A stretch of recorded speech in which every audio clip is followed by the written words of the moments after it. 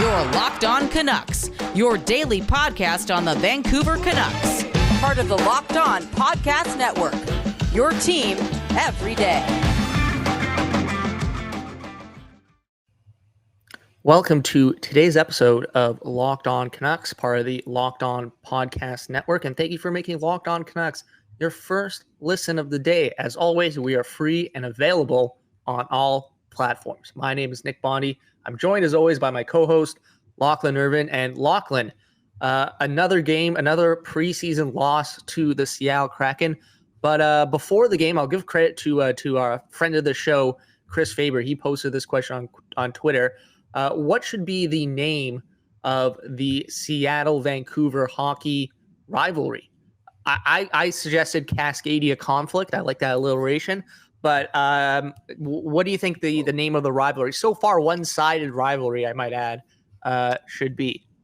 That's a great question. How about well, maybe we need to go in line with based on, what the rivalry looks like nowadays. It looks like the movie Waterworld, where it looks all exciting and new, but then it's just a big flop right out of the gate. I think Waterworld might be appropriate right now, but I do like Cascadia. Cascadia conflict has the whole obviously there's already kind of a history with the Cascadia name in sports between Seattle and Vancouver. If you throw in Portland in there with the soccer. On the soccer side of things, that's the name of the support of the Cascadia Cup. Whoever has the most points between the three teams wins that every year in the MLS. Non-official MLS trophy organized by the supporters, but still just a fun. Yeah, it has a history. Yeah, and that's what rivalries are. No, you can leagues and teams can market them all they want, but really those are fan driven things at the end of the day. That's how you get rivalries between, say, like Vancouver and Chicago. It's by playing a bunch in the playoffs and those two fan bases hating each other. Vancouver and Seattle, I think it's gonna take a little time for them to really start to feel that rivalry in the same aspect. But I'm all for that. I'm all for just I don't know, Battle of the Pacific Northwest is boring, but it's it's a good little mix just because we don't get much of that out here. We haven't had a lot of chances to really mark that rivalry between Vancouver and Seattle. It's fun. At the very least, it's fun to see it in person. Well, it's going to be the very first Canucks truly, I would say, local rival in their history. I mean, 100%. Calgary and Edmonton are rivals, the whole Western Canada thing, but how long does it take to drive to Calgary? 12 hours? And it's not a fun drive in the winter, I'll say that. At least you can go down to Seattle. Change. And it's a time zone change. Yeah, at least you can go down to Seattle in 2.5, 3 hours. So we'll get into last night's preseason loss to the Seattle Kraken.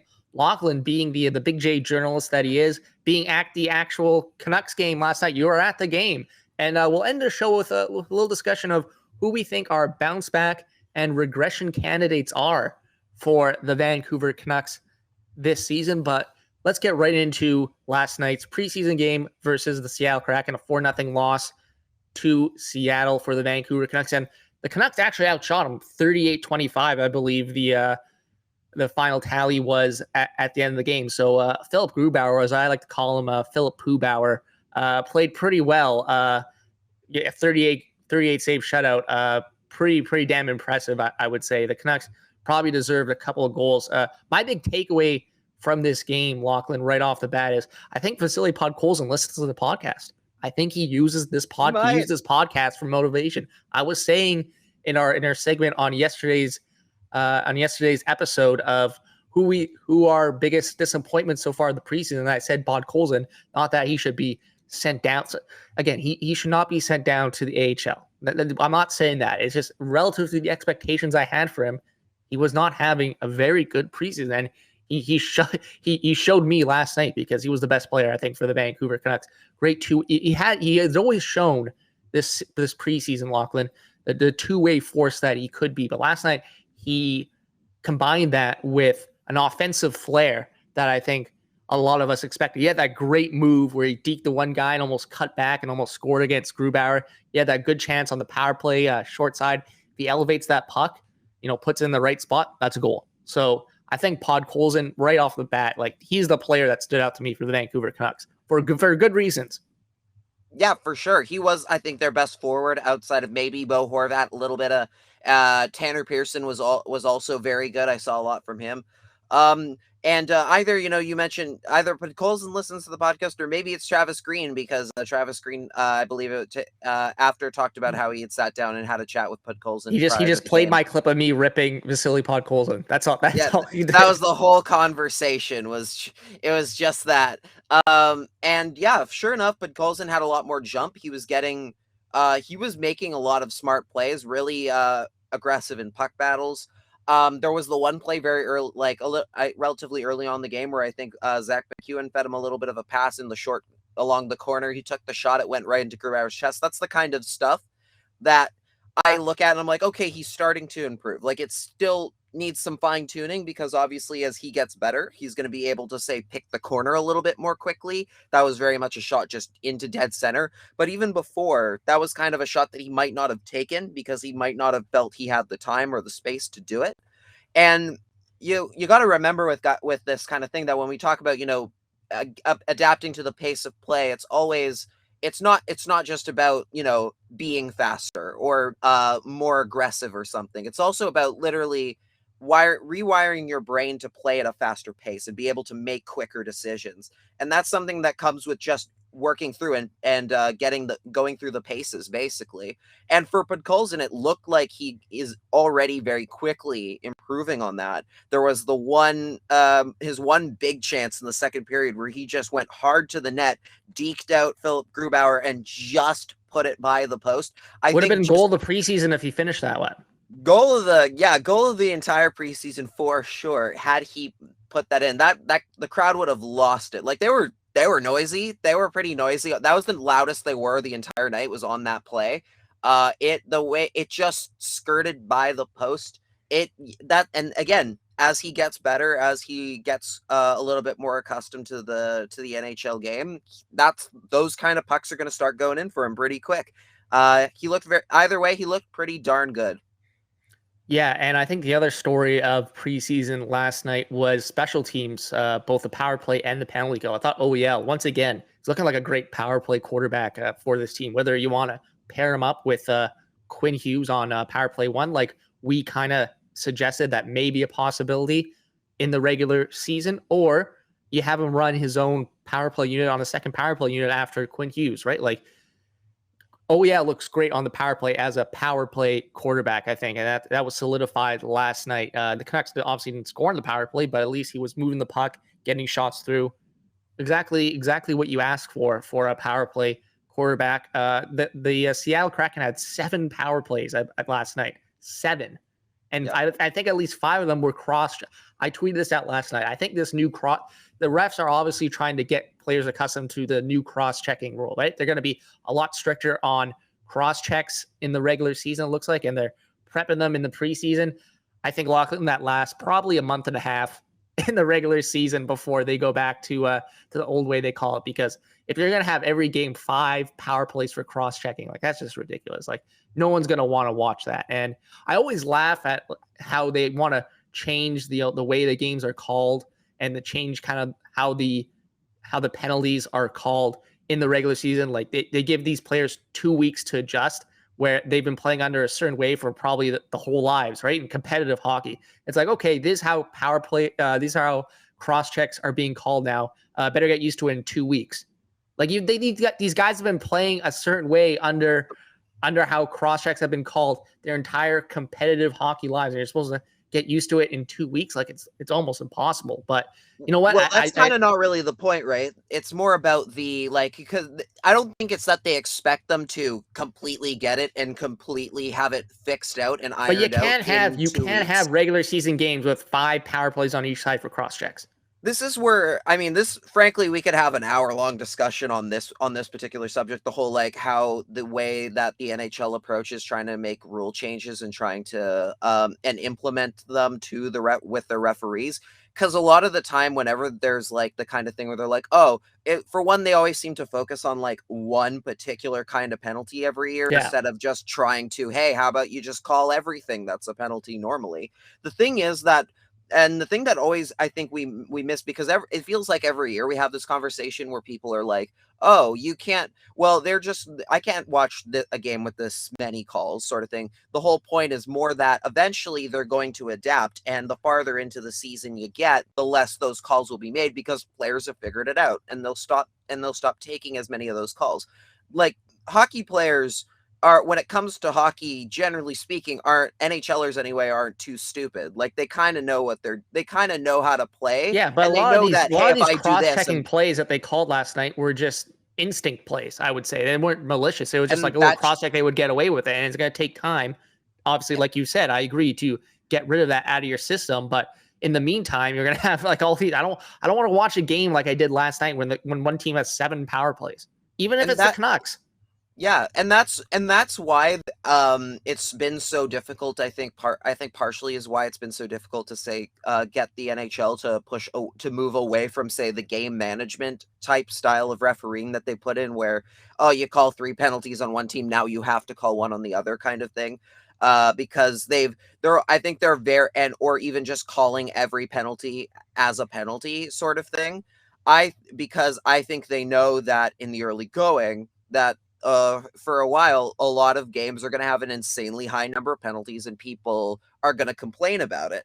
But eventually, it's one of those, you have to bite the bullet, because eventually it's like the short term. In the short term, it might suck and it might make for a bad product, but in the long term, it'll make for a better and a cleaner, faster game that benefits your superstars and makes it more able to showcase those guys.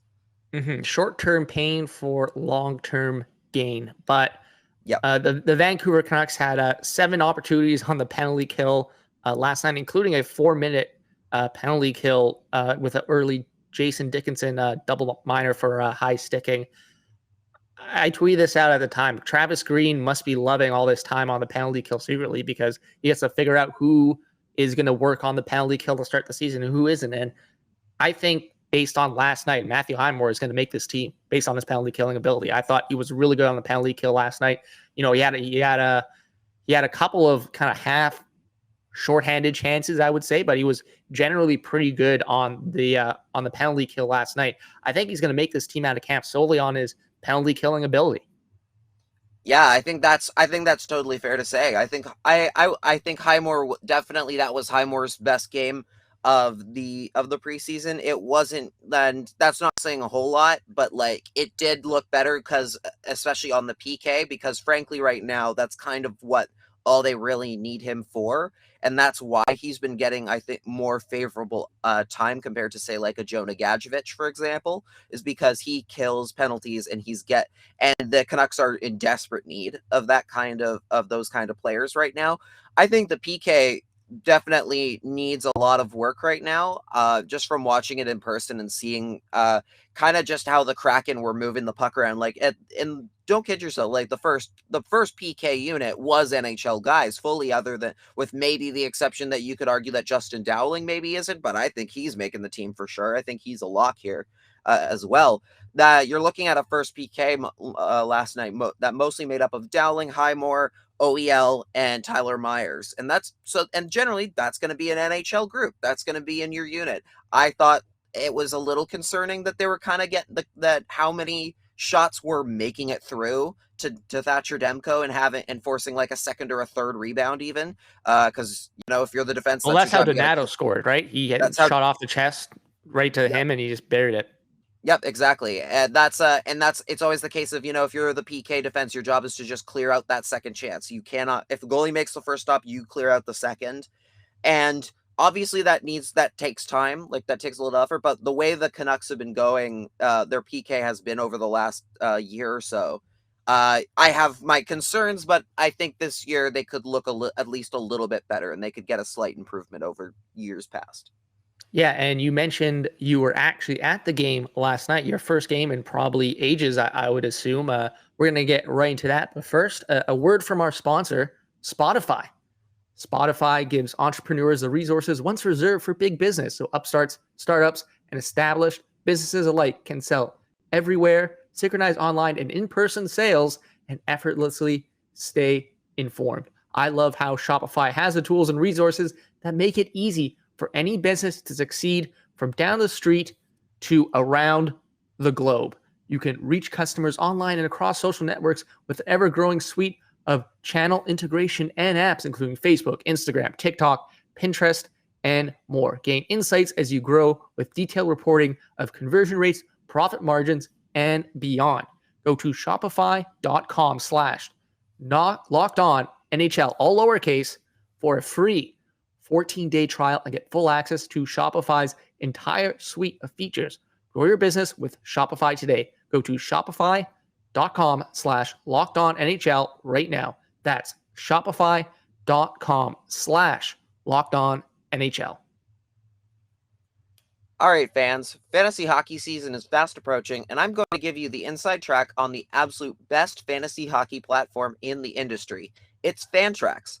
Fantrax's free NHL Fantasy Hockey League Manager is the most customizable, easy to use, and feature-rich platform in the industry. And you can sign up for free today, and as a special offer for Locked On Canucks fans, you'll be entered to win an official NHL-signed Nathan MacKinnon jersey simply by going to fantrax.com/lockedon and signing up today. Fantrax is the most customizable platform in the industry, offering the greatest fantasy experience for your dynasty, keeper, redraft, and best ball leagues. If you've had leagues on Yahoo or ESPN, you can migrate them over to Fantrax for a better experience. Fantrax commissioner tools allow you to create your fantasy league exactly the way you want. Do you want more player position eligibility? Are you a fan of head-to-head leagues, points, roto, category, best ball? Fantrax has it all. Among the most trusted names in fantasy sports offering hockey, football, basketball, college football, golf, soccer, and NASCAR. If there's anything lacking in your current fantasy league manager, Fantrax likely has it. Again, sign up for free today and be entered to win an official NHL signed Nathan MacKinnon jersey by going to fantrax.com/lockedon and signing up today. That's fantrax.com/lockedon. Fantrax, the home of fantasy sports. All right, we are back with Locked On Canucks, your first listen of the day. Lachlan, you were actually at the game last night. We call you the resident Big J journalist of this podcast for a reason. You were actually at the game last night. I said it just a few minutes ago. Your first game, I assume, in quite a while, right? Yeah, this was my first game since I did the Botchford Project night in May. I did that for the Canucks and Oilers game. One of the few people to see the Canucks in person last season. Yeah, that's absolutely wild. I still can't believe that actually happened. And in front of an empty building, I will be one of the few people who can say I saw Braden Holtby live in a Canuck uniform. This was my first game, I guess, technically as like a paying person, since I guess Canucks a common Coyotes. Folk. As a common folk. Back in March 2020. Had to mingle with the riffraff. You must have hated that. Yeah. Honestly, I had plenty of room to myself because the Canucks have the COVID protocols in place right now where they can only sell up to 50% capacity. I actually went down there not intending to go into the game. I just had actually been going down to work on basically a school project talking about, hockey in the era of the COVID era and how that's changed the fan experience, particularly when it comes to how you get into the game. Ended up finding a ticket for pretty cheap, went in, and got a little bit more insight into what they're kind of doing with the COVID protocols and what people might be expecting coming into this season. Yeah. So Lachlan, what was it like just entering the building? What was it like inside the building at the game? I assume it must have been pretty different from what you've been used to as a paying customer in the past. For sure. For starters, normally for anyone who's familiar with going to Rogers Arena, normally you just you just walk up to the stairs, they scan your ticket, you go through the security booths and you go in. But now how it's set up is there's actually there's usually in front of every gate there's a little there's an extra area where basically our people are just checking to make sure that you have your vaccine passport, your BC Health Gateway pass, the QR code. They want to see that, and then they also want to see your driver's license to make sure that matches up. Once they've got through that, you walk up the stairs and go as normal. Sorry, Lachlan, did they scan the vaccine passport? Did it actually scan it? No, Okay. they were just checking. They were just checking to make sure you have it. I don't know if I would have to imagine that scanning might be involved like during the regular season or sometime, because I don't know. I also thought that might be a little odd that there wasn't like a scan aspect to it. Maybe that changes, maybe it doesn't. I don't fully know exactly like say what the province mandate is on it, but I'm sure I'm sure they've been working with the government closely on how Oh yeah, of this course. is all going to go down. And yeah, and right now, like I said, 50% capacity. So the crowd was obviously a lot lighter than usual than you would normally see, especially for a game against the brand new expansion team that just moved down that's coming up from 3 hours down the road. So I was sitting like near in the upper deck, but I had, the room between me and the nearest person was like 5 seats. I had no one sitting behind me. The rest of my row was basically just like a couple other people in the section that I was in, like the chunk that I was in basically. And that was pretty much the whole building. There were some rows and sections that were more full than others, but overall you got much more space, much more ample amount of space. Yeah. So were you like the only person sitting in your row? Was that like kind of the deal you were dealing with there?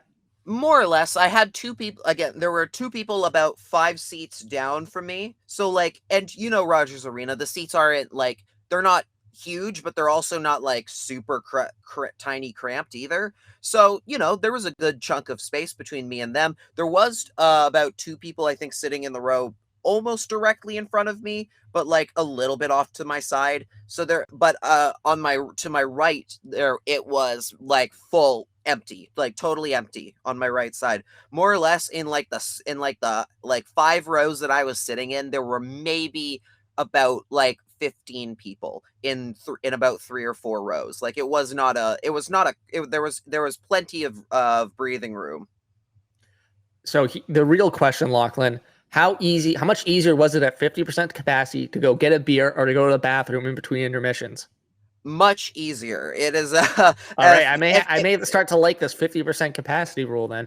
It is it's obviously if you're used to Rogers Arena concourses, it's a small footprint arena. It gets pretty cramped in there during the intermissions usually. It's still like, there's still obviously a good amount of people on those walkways during the intermission and everything, but nothing compared to say like a normal regular season game. Like there was clearly a fairer amount of space. Obviously people are still wearing masks. You're still required to do that unless you're eating or drinking. Some people obviously were not taking that rule as seriously as others, which is unfortunate. And you hope to see people come around to that, because we want to keep going to these games. We don't want to get it. We don't want, because all it takes is one I feel for the poor it, right? stadium attendants. They don't get paid enough to like deal with some like anti-masker or like who knew. I'm not like sorry. I'm assuming maybe these people are not anti-maskers. They just forget. People are just forgetful like that. People just need a refresher. But these stadium attendants do not get paid enough to deal with people not like putting on their masks 24/7, right? Yeah, and it's a whole other, like, it's basically a whole other set of training that maybe they're not, that they haven't had to do before this season.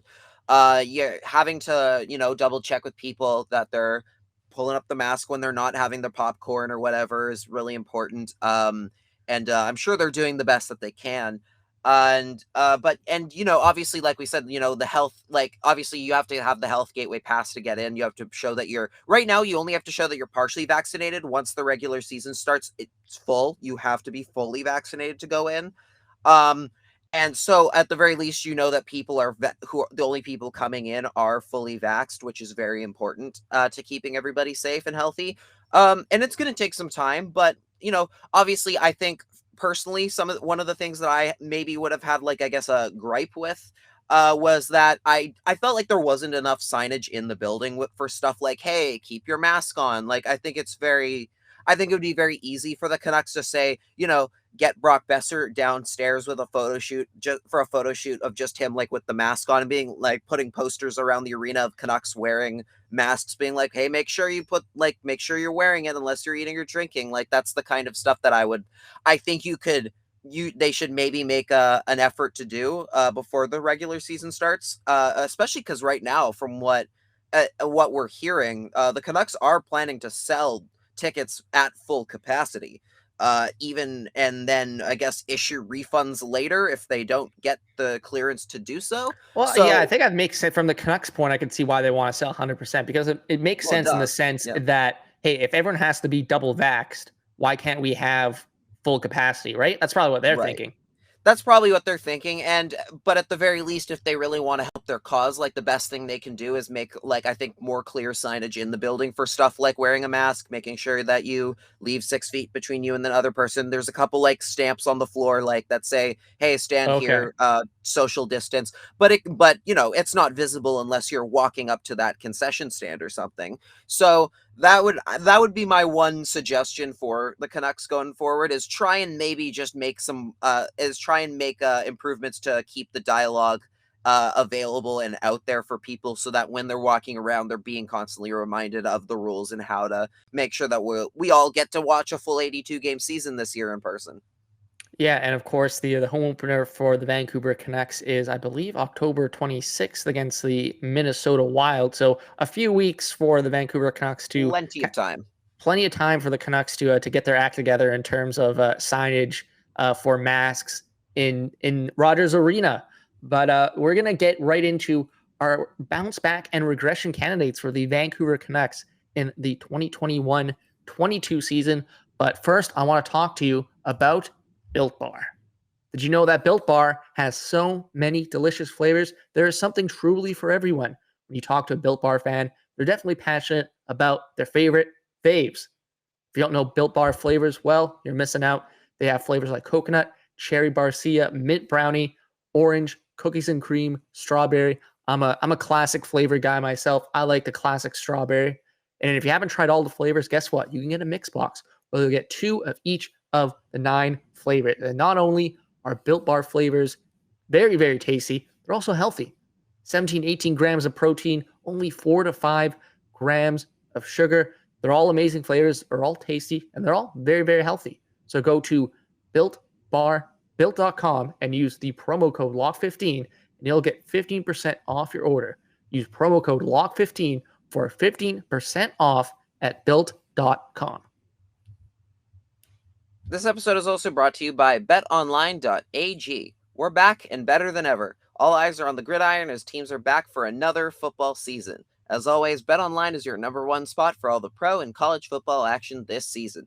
With a new updated site and interface, including more odds, props, and contests, BetOnline continues to be the #1 source for everything football.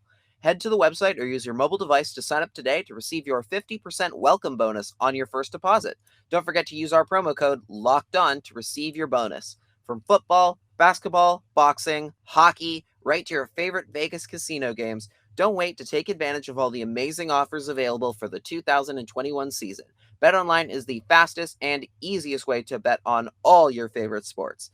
BetOnline, where the game starts. All right, so Lachlan, the 2021-22 regular season fast approaching, and I thought it would be a good time to have this discussion. Who do you think will bounce back for the Vancouver Canucks this season, and who might regress a bit? I'll get started first. I think my bounce back candidate is Quinn Hughes.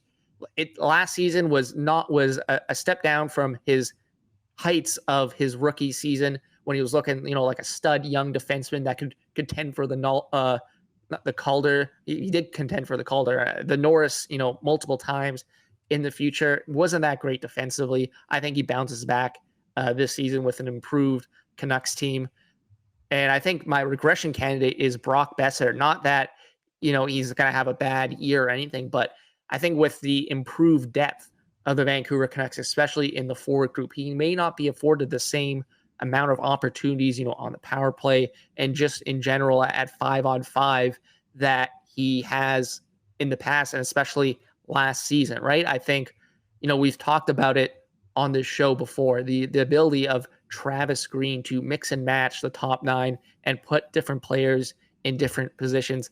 Maybe a guy like Brock Besser gets squeezed a bit and doesn't have the same opportunities on the power play or at 5-on-5 because of that improved forward depth. But Lachlan, who is your bounce back and regression candidate for the Vancouver Canucks this upcoming season?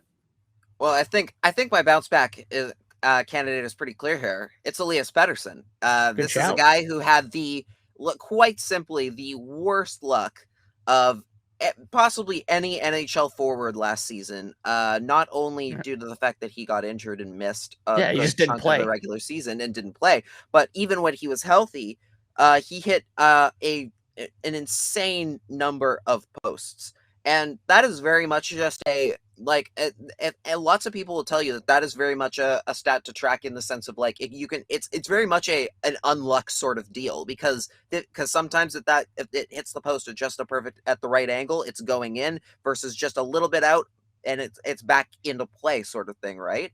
So Petterson was getting his chances and getting his spots and just kept coming an inch away from putting that puck in. And maybe he would have had a lot more points last season had it not been for that. As you start to feel that unluck coming, it snowballs. So I think Petterson is due for a huge year this season. I think he's going to be much better this time around. At the very least, from a point standpoint, it won't look so tough for him this year.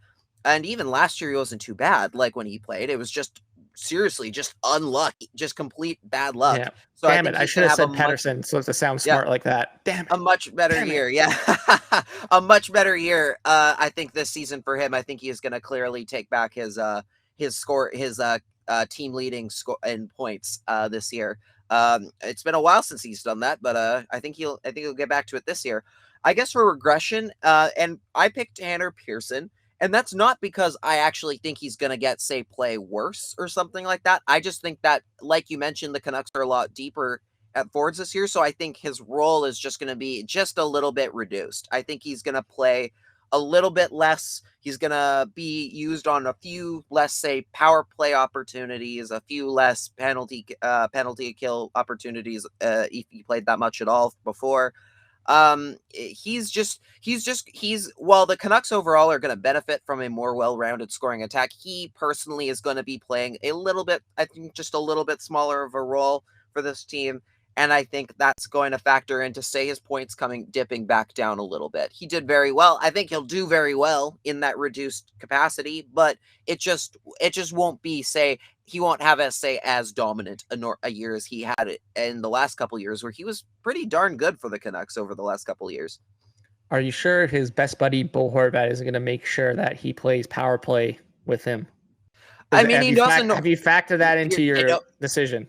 It's possible. I mean, they don't normally play on the power play together because Horvat's usually PP1 and you got Pearson on the second unit. But I think maybe it's possible, but I think that I think you're going to see a lot of cases where, say, Pearson is probably playing on the second power play unit from time to time, but you might see him getting swapped out with, say, a Vasili Podkolzin from time to time, or a Connor Garland. There's a lot more options this year for them to pass the puck around. So he just might not have the same amount of point totals as he normally does.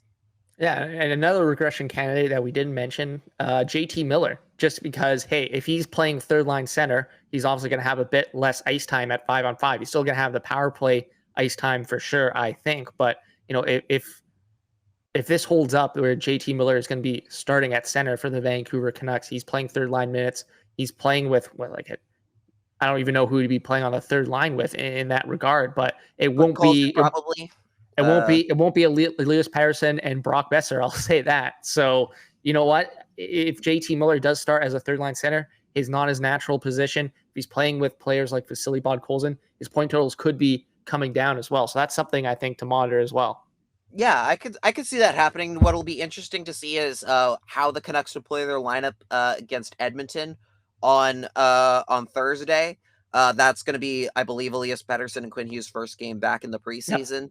And I'm sure, and JT Miller didn't play in last night's game, so he'll probably play in the Thursday game. I would honestly expect him to go back to the wing now, because now that you have Petterson, now you have, in theory, basically, because we talked about it a little earlier, Justin Dowling, I think, is making this team based on the way that he's been playing. He got power play time last night, and he got PK time. He is getting his opportunities. I think he's going to be the fourth line center to start the season. He's fourth line. So that leaves you now you've got a situation where it's you got Petterson, Horvat, Dickinson, and Dowling in the fourth. That leaves Miller the room to go back to the wing. So I think overall, unless they want to maybe try something weird where they maybe go with Petterson on the wing for some reason, they might think about that. But I think for now you might see Miller go back to wing, which honestly would probably be for the best, right? Yeah, and one bounce back candidate we didn't mention, I think we should mention now, is a player who wasn't on the Vancouver Canucks last season, but could bounce back on the Vancouver Canucks this season. That is OEL, Oliver Ekman-Larsson. And if you're a Vancouver Canucks fan, you pray to God that he bounces back this season. That's kind of what you're banking on, right? And look, we talked about this. You have to bank on it on the show before. The players dog it in certain situations, right? Like, it was probably very hard to get motivated if you're someone like OEL when you sign a big ticket and then the franchise just goes down the tubes like that, like it did especially last season, right? So, hey, he's already looked pretty good in the preseason. Again, it's just preseason, but I think OEL is a prime bounce back candidate on the Vancouver Canucks this season because he's playing for a winner, and that you have to, I think, factor that at least a bit into your projections for a player. I don't know if are you a basketball fan, Lachlan? I am a very casual basketball fan. I watch I watch enough. I play the video game, but not big not 2K like guy. I don't know it. I don't know it up and down. I don't know the lineup up and down. I don't know. Yeah. So for anyone who's not familiar with basketball or is a basketball fan, Blake Griffin on the Detroit Pistons. He dogged it for like a year and a half on the Detroit Pistons. He literally did not attempt a dunk on the Detroit Pistons his entire time there, Lachlan. Guess what he does? First game with the Brooklyn Nets, an actual contender, dunks like 3 times. So players dog it all the time in bad situations like that, like with tanking teams. So I can see, obviously a different sport, but I can see OEL coming to look. The Canucks are not a bona fide Stanley Cup contender, but they're a playoff contender, and that's more than you can say for the Arizona Coyotes right now. So I can see him being rejuvenated in a Canucks uniform and in a market that cares about hockey and on a team that has playoff aspirations, unlike the Arizona Coyotes, right? I agree with you. I will say that personally, I am very much a person of like, okay, I understand that sometimes it's very hard to play in bad situations like Arizona, but when you're the captain of that team, you should be very much trying. You should be, but maybe he's not. 10%. You should be. Yeah, if you're going to be a captain, you got to lead by example. But yeah, OEL actually last night, I think, looked pretty good. I think it was Daniel Wagner pointed out that he looked like very vintage young OEL at times in that game yesterday. And that was against an NHL lineup, more or less, that the Kraken iced. So that bodes well for him. I do really want to see him be able to succeed, especially because of the fact that, look, he's here. He is going to be making a lot of money. So you better hope he comes and he brings it, right? I think it's possible that he does have a resurgence. You hope that it's You hope that it's not, say, a case of the injury issues that he's dealt with at times, and that it's just he can't do it anymore sort of thing. I think there is a very good chance that he comes in, has a pretty good first year with the Canucks, and we'll see where we go from there. Yeah, I think we mentioned a lot of good bounce back and regression candidates in this segment, but that has it for today's episode of Locked On Canucks. And again, thank you for making Locked On Canucks your first listen of the day. Don't forget to follow us on all social platforms. You can follow me personally at Nick Bondi. You can follow Lachlan Irvin at Lock in the Crease. Make sure to subscribe to the YouTube channel. We have full video episodes every day. And make sure your second listen of the day is Locked On Fantasy Hockey. Host Scott Cullen leans on his decades of fantasy hockey insight and experience every day to help you be the expert of your fantasy league. It's free and available on all platforms. See you tomorrow.